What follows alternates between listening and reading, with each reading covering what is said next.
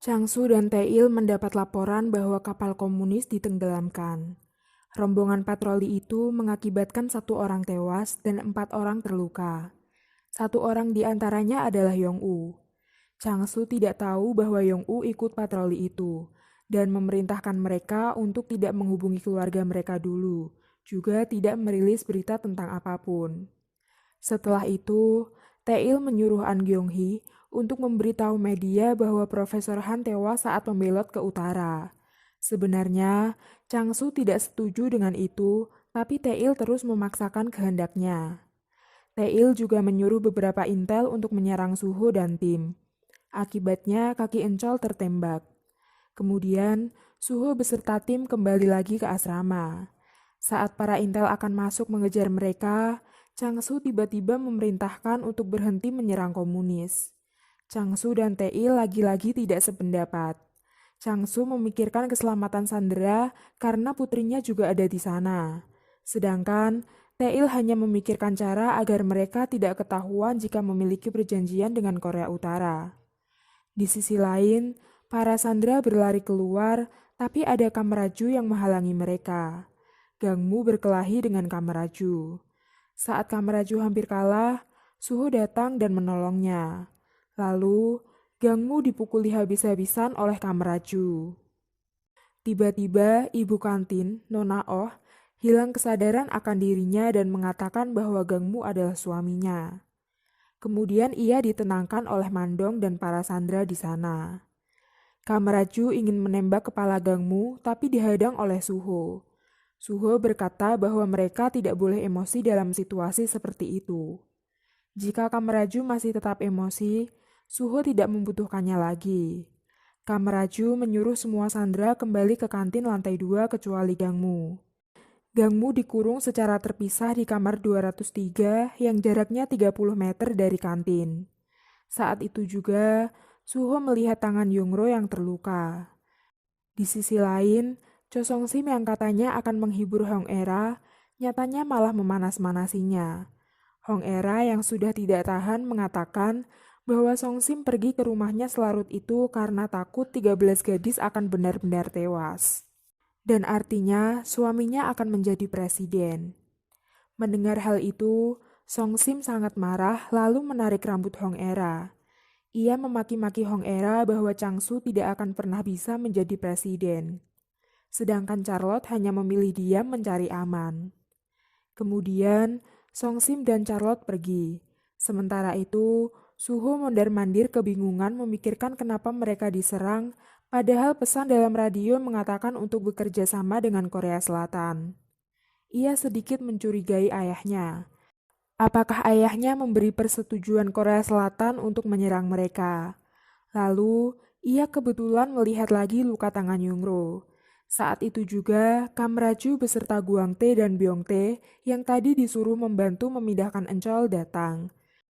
Kamraju berbisik pada Suho bahwa Encol terluka parah dan ia akan membawakan kotak P3K untuk Encol. Tapi, Suho malah mengajak Yungro bersamanya. Suho menyuruh Yongro duduk dan menunggu selagi ia mengobati Encol. Setelah selesai mengobati Encol, lalu Suho mengobati Yongro. Yongro memohon pada Suho agar melepaskan semua sandera jika Suho merasa kasihan padanya. Tapi Suho menjawab bahwa ia berencana melepaskan Yongro sebagai balas budi karena telah menolongnya. Dengan begitu mereka akan impas. Ia akan membebaskan Yungro besok pagi karena Suho meminta dokter untuk mengobati Encol dan sebagai ganti beberapa sandera akan dibebaskan. Mendengar itu, Yungro kembali ke kantin dan semua ricuh melihat tangan Yungro yang diobati dan diperban. Setelah itu, Changsu menelepon Suho menanyakan keadaan mereka. Changsu memberi penjelasan bahwa serangan intel adalah kesalahpahaman karena ada orang yang tidak sependapat dengannya. Lalu, Changsu memberitahu Suho bahwa semua rekannya tewas termasuk Profesor Han.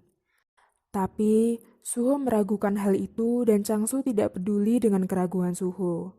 Kemudian, Suho bertanya apakah Direktur Korea Utara terlibat dalam serangan itu, dan Changsu menjawab bahwa Lim Ji-rok tidak mengetahui tentang apapun.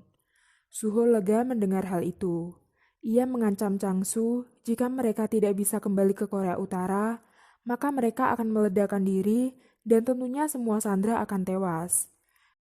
Di sisi lain, Shin Gyeongja tidur dalam keadaan berdiri dan memanggil-manggil ibunya. Direktur dan beberapa siswa menolongnya. Bunok yang melihat hal itu lalu memikirkan ibunya dan menangis. Keesokan harinya, bawahan Lim Jirok mengatakan pada Jirok bahwa Suho gagal dalam misi itu dan mereka kehilangan uang partai senilai 300 juta dolar.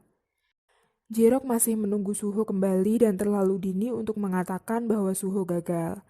Tapi bawahannya itu memperingatkan padanya untuk mempersiapkan diri karena partai akan segera membuat keputusan. Sementara itu, Kamraju berkata pada Suho bahwa mereka gagal dan hanya memiliki satu pilihan, yaitu membunuh semua sandera dan meledakkan diri.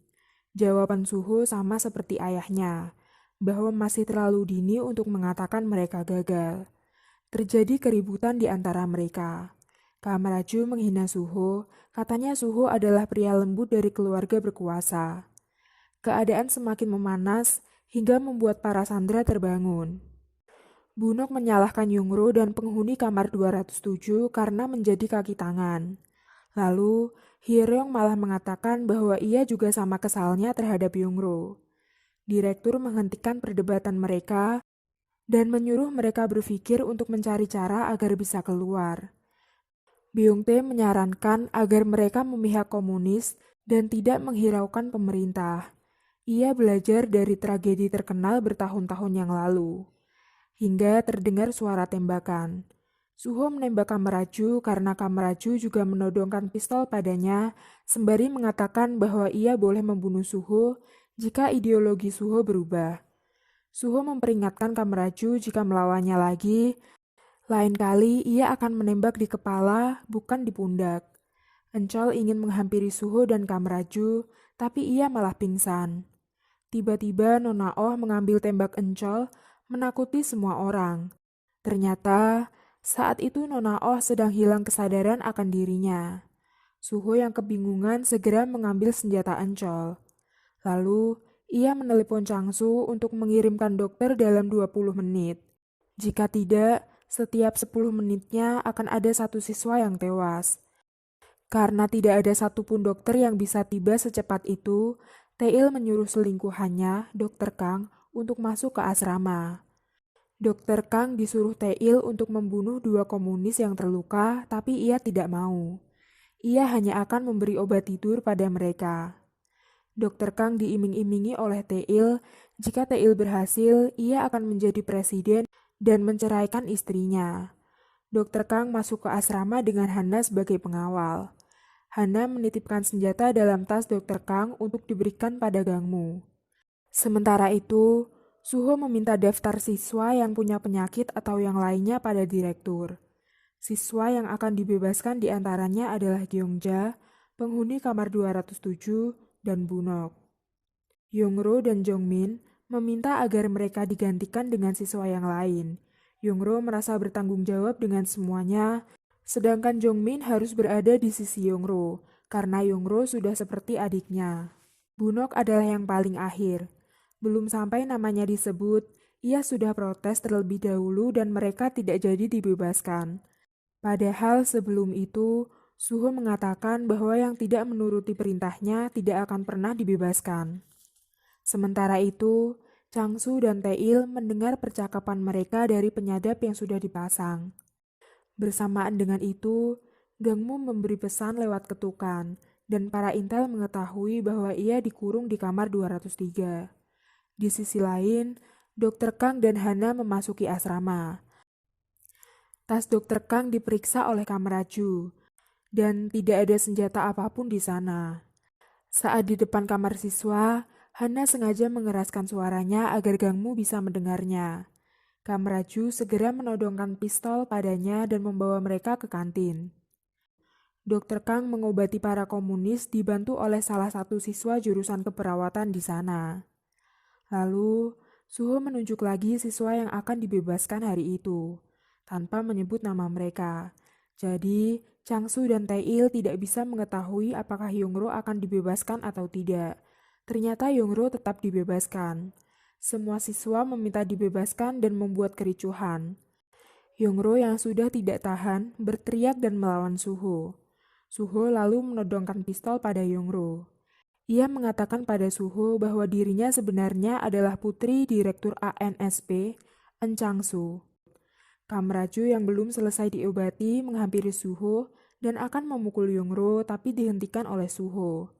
Di sisi lain, Hong Era menyuruh pembantunya mempersiapkan makanan dan ia akan pergi menemui penasihat di balik layar, bertanya mengenai 13 gadis yang harus dijadikan tumbal.